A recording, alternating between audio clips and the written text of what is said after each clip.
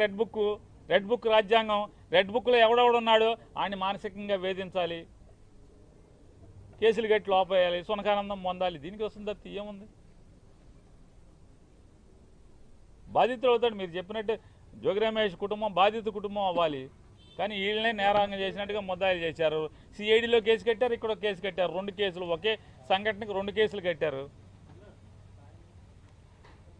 ఏం చేసినా సరే నీ మానసిక ఆనందం తాత్కాలికం, వెనక్కి తగ్గేది లేదు.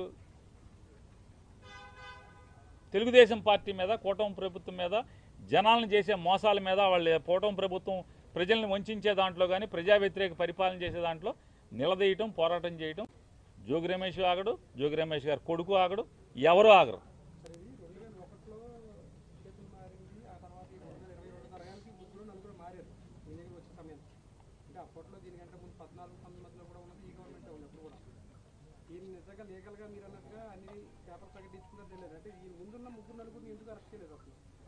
సార్ ఇవే కాదండి, అగ్రిగోల్డ్ ఆస్తులు బోల్డన్నీ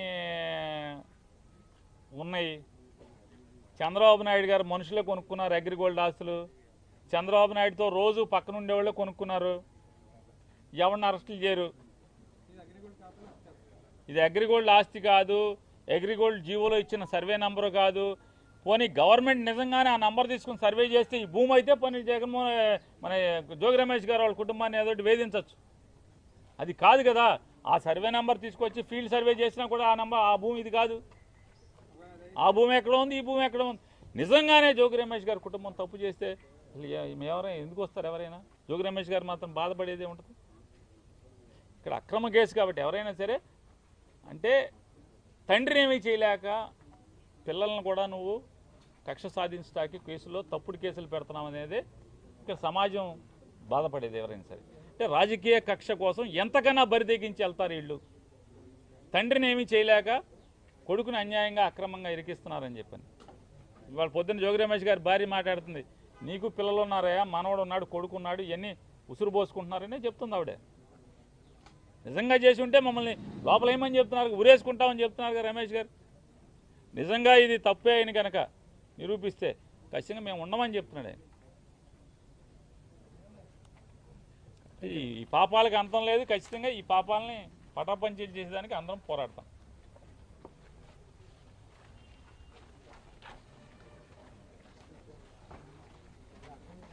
అరెస్టులు అక్రమంగా చేస్తారు. కొన్ని నువ్వేమన్నా విచారణ చేసావా? స్టేట్మెంట్ తీసుకున్నావా వీళ్ళ దగ్గర? ఇంత పద్ధతిగా అంటే లీగాలిటీ ఎక్కడా మిస్ అవ్వకుండా, లీగల్ ప్రొసీజర్ ఎక్కడా మిస్ అవ్వకుండా, చట్టరీత్యా లేదా మనీ ట్రాన్స్ఫర్ చేసి కొన్ని ఏమన్నా డబ్బులు అకౌంట్ ట్రాన్స్ఫర్ చేయకుండా కొన్నారా? డబ్బులు ఇచ్చేప్పుడు కానీ లేదా పేపర్ అడ్వర్టైజ్మెంట్ ఇవ్వకుండా కొన్నారా?